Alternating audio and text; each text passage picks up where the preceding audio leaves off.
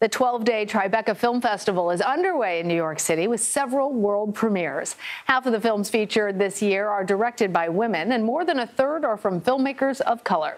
30 new directors are making their Tribeca Film Festival debut, while 25 seasoned veterans are returning to share their films with the public.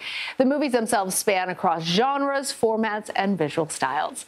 Brent Lang joins us now. He is the executive editor at Variety magazine. Good to have you with us. So tell us, what films are just generating the most buzz? Well, it's always hard until the festival actually starts and people get to see things, and then you kind of find these undiscovered gems. But there's a number of projects that, at least on paper, seem very exciting. One of them is Sacramento, which is a buddy comedy from Michael Angarano that also stars Michael Cera and Michael Angarano's wife and Michael Angarano's former girlfriend, Kristen Stewart, and that's getting a lot of buzz. There's also a film called Jazzy, which is the story of a young Native American girl. It's a coming-of-age story, and it stars Lily Gladstone, who was so fantastic in Killers of the Flower Moon. And there's also a film called Griffin and Summer, which is another coming-of-age story that stars Owen Teague, who was in the most recent Planet of the Apes film, and people have said that it's a little bit reminiscent of like a Little Miss Sunshine. But one of the best things at Tribeca are the documentaries. That's what has me. And I wanted to ask you about that, because we were seeing there on the red carpet a lot of star power, but certainly there's also a lot of interesting documentaries that are coming up. I'm wondering what has you excited.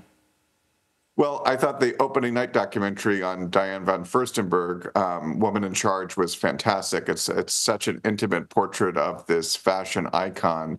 They had really great access. They talked to her about her marriage, about her role as a barrier breaker in an industry that had been very male dominated, and that she had to have some sharp elbows to kind of get into.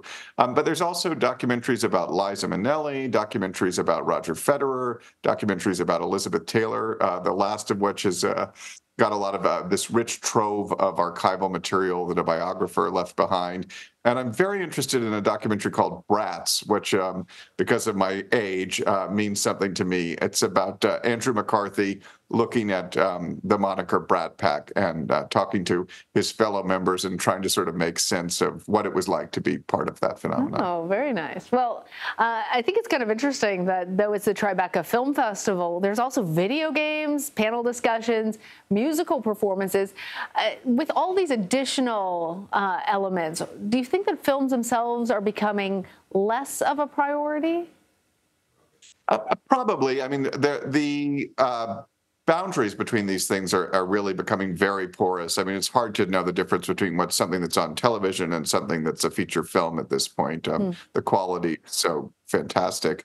And, video games have now inspired a lot of movies as well, like the Super Mario Brothers movie and the upcoming Borderlands. So I think there's a lot of interplay.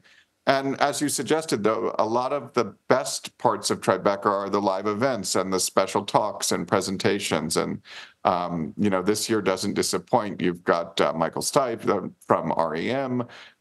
You've got Martin Scorsese, Steven Spielberg, just really fantastic people coming to talk. And we, of course, have to talk about Robert De Niro, because this year we actually have something called De Niro Con at Tribeca. Not everyone knows that Robert De Niro is actually one of the event's co-founders. Talk to us more about that.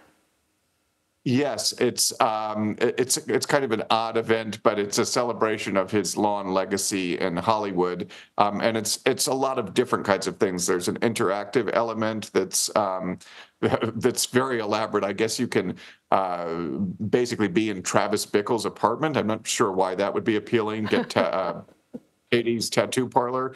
And then there's also, which I think is the most fun, a sandwich contest where people can try different variations of the De Niro sandwich. Oh, I like that. All right, Brent Lang, thank you. Thanks so much.